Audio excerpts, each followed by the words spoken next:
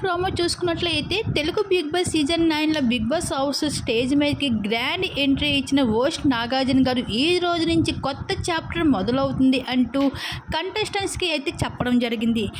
అయితే చివరిగా అయితే ఎలిమినేషన్ ప్రాసెస్లో అయితే రీతుని అలాగే ఫ్లోరా షైన్ని నించోబెట్టి వీళ్ళిద్దరిలో ఎవరు ఈ ఇంటికి బిగ్ బాస్ హౌస్కి ఉండే అర్హత ఉంది అని చెప్పండి అంటూ కంటెస్టెంట్స్ని అడిగేసరికి ఇమానియల్ అయితే రీతు చౌదరి అయితే స్ట్రాంగ్గా ఉన్నది, ప్రతి గేమ్లో కూడా స్ట్రాంగ్గా ఆడుతుంది అంటూ రీతు ఉంటే బాగుంటుంది అంటూ ఇమానియల్ చెప్పడం జరుగుతుంది. అలాగే దివ్య కూడా ఇక్కడ రీతుకే అయితే సపోర్ట్ చేసుకుంటూ రావడం జరిగింది.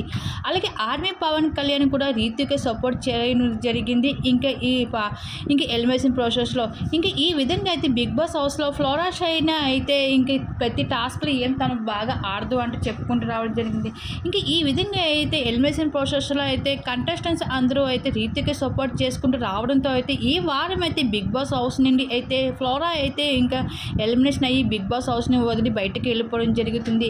అయితే ఇక్కడ అయితే ఇంకా ఫ్లోరా షైన్ అయితే చాలా ఎమోషనల్ అయిపోయింది. ఇంకా బయటికి వెళ్ళిపోతూ నేను సంజన గారిని చాలా మిస్ అవుతున్నాను అంటూ చెప్పుకుంటూ ఫ్లోరా అయితే కన్నీళ్ళు పెట్టుకుంటుంది ఇంకా బిగ్ బాస్ స్టేజ్ పైన. మరి ఫ్లోరా షైన్ అయితే ఎలిమినేషన్పై మీరేమనుకుంటున్నారు? మీ అభిప్రాయం తప్పకుండా కామెంట్ సెక్షన్ షేర్ చేసుకోండి.